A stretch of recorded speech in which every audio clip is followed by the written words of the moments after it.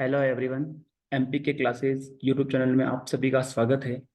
आज हम unit third electric and magnetic circuits का स्टडी करेंगे और ये नोट आपके हिंदी में होंगे।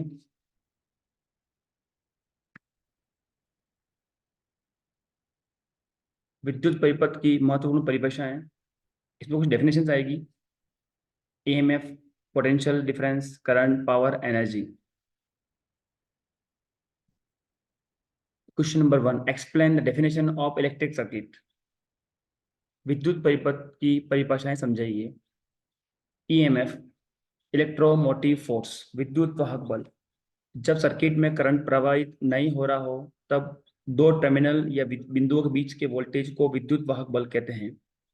यहाँ पे एक डायग्राम बना रखा है, एक रेजिस्टेंस लगा रखा है। तो ये जो बैटरी है, बैटरी के वोल्टेज को हम कहते हैं ईएमएफ, विद्युत वाहक बल, इंग्लिश में बोलते हैं इलेक्ट्रोमोटिव फोर्स।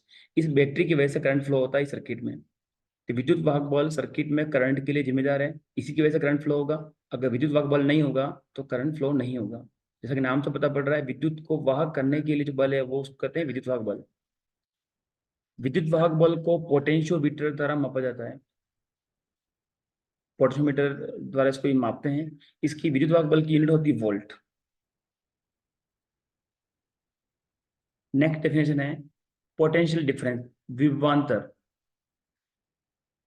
यहाँ पे एक डायग्राम बना रखा है, ये बैटरी है और इस बैटरी की वजह से करंट फ्लो होगा और यहाँ पे कुछ कंपोनेंट कनेक्टेड है, रेजिस्टेंस कनेक्टेड है। तो इस रेजिस्टेंस के पॉइंट के सिरों पर जो वोल्टेज बनेगा उसको हम कहते हैं पोटेंशियल डिफरेंस। जब सर्किट में करंट प्रवाहित होता है तब दो टर्मिनल या बिंदुओं के बीच के वोल्टेज को विभवांतर कहते हैं। विभवांतर सर्किट में करंट के लिए जिम्मेदार नहीं है। ये जो वोल्टेज बन रहा है, ये वोल्टेज इस करंट के लिए जिम्मेदार नहीं। इस वोल्टेज की वजह से करंट फ्लो होगी नहीं होगी इस पर कोई डिपेंड नहीं है। और ये जो करंट फ्लो होगी ये इस बैटरी की वजह से होगी, ईएमएफ की वजह से होगी। इस वोल्टेज का इस करंट को बनाने में कोई योगदान नहीं है। विभवांतर को वोल्ट मीटर द्वारा मापते हैं। वोल्टेज मापने के लिए हम वोल्ट मीटर काम में लेते हैं, इसकी यूनिट होती वोल्ट।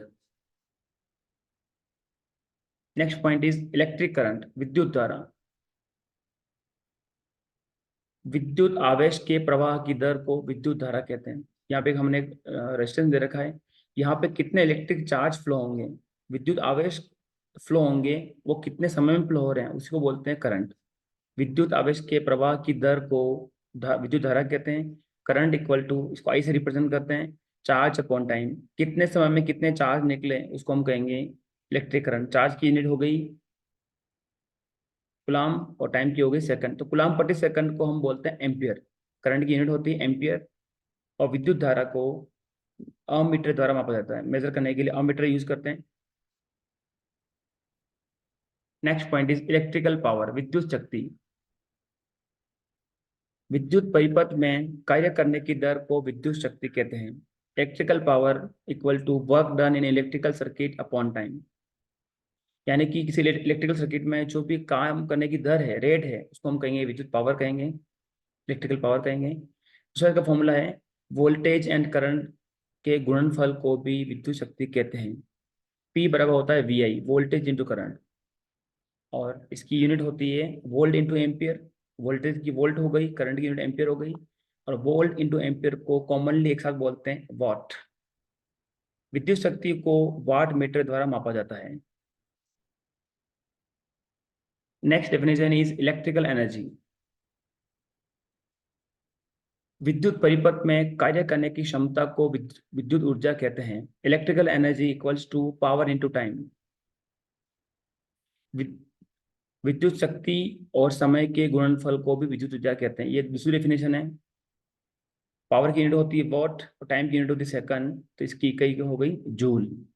तो जूल बहुत छोटी यूनिट है और इसको मेजर करने के लिए हम दूसरी यूनिट काम में लेते हैं किलो वॉट आवर्स। विद्युत ऊर्जा को ऊर्जा मीटर द्वारा मापा जाता है। विद्युत ऊर्जा जो हमारी घर में इलेक्ट्रिसिटी बन रही है उसको यूज करने के लिए हम मीटर यूज करते हैं, उसको बोलते हैं एनर्जी मीटर।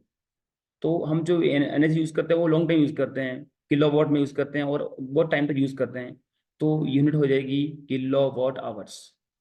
जो डेफिनेशंस हैं इस डेफिनेशन में से 3 या 4 डेफिनेशन एक बोर्ड एग्जाम में आती है, बहुत इजी है, इसको अच्छे से पढ़ना है। 8 मार्क्स क्वेश्चन आया हुआ है इसमें, कोई सी भी 3 या 4 डेफिनेशन आएगी और आपको उसको डेफिनेशन लिखना है, उसको यूनिट लिखना है।